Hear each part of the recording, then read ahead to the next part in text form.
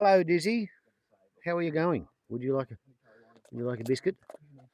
Are you here to show everybody how your foot's coming along? Is that what you're here for, Dizzy? Hey, have you showed up here at what's that, 20 to 2 in the afternoon, so we can show everybody that your revulsion wound, which we've been irrigating since the 1st of April, is actually getting better? Hey, is that what you're here for? Would you like me to give it a dressing or an irrigation? See, we irrigate the wound and it's closing. It is gradually, slowly closing. Dizzy the disabled kangaroo is getting better. Isn't that great? I got to say, yesterday I did make some video of Kim, the kangaroo I've been giving palliative care to. Finally, yesterday, I think I nailed down the diagnosis. I think Kim had muscular dystrophy. I say had because Kim failed to show up this morning. I've been on a grid search for the 200 yards surrounding the hut. I can't find her.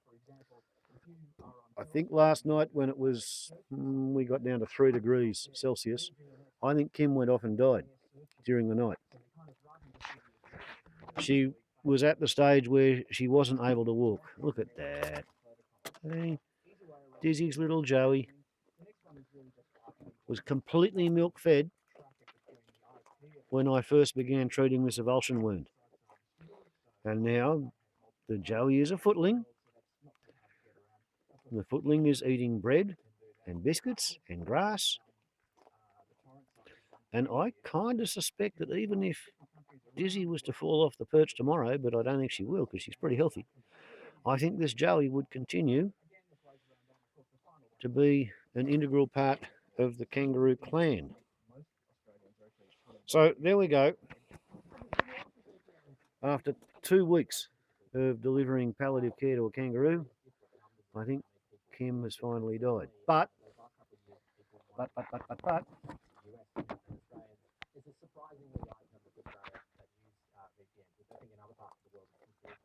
that foot is getting better.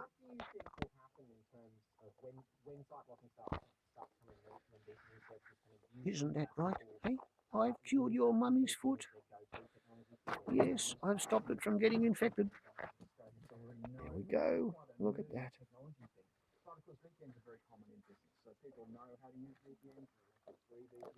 Are you happy with that? I'm pretty happy with that. Warbles on a lot to YouTube. So that's the difference between convalescent kangaroos and kangaroos in palliative care. The convalescent kangaroos get better. The kangaroos in palliative care, they finally go away and die. Yesterday, I got to say, Kim spent the whole day basically sunbathing right there exactly where Dizzy is standing now. I was worried that I might even have to carry her away when I got ready to split my firewood for last night, but as 2 o'clock came around, she actually got up and under her own steam, Kim made her way to lie in the sun about there. And that's where she was when I went to town yesterday afternoon. And when I came home last night, she wasn't anywhere in sight, and I have not been able to find her this morning. So I'm pretty sure Kim's gone. I don't know where she's gone.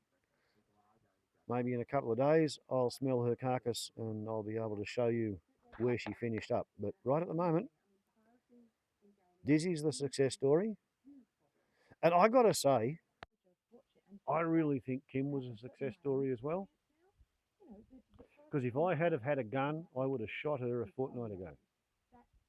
It was obvious that she was having difficulty with mobility. At the time, I thought she was suffering from post-viral pneumonia syndrome. diffuse interstitial pulmonary alveolar fibrosis, so the hyaline membrane on the inside of the air sacs on her lungs had turned into scar tissue, and therefore she couldn't breathe well enough to keep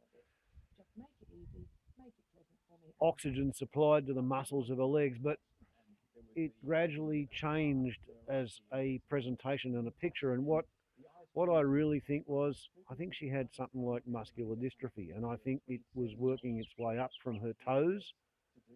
It didn't seem to affect her tail, but her legs atrophied, her lower lumbar spine, all the muscles around there atrophied.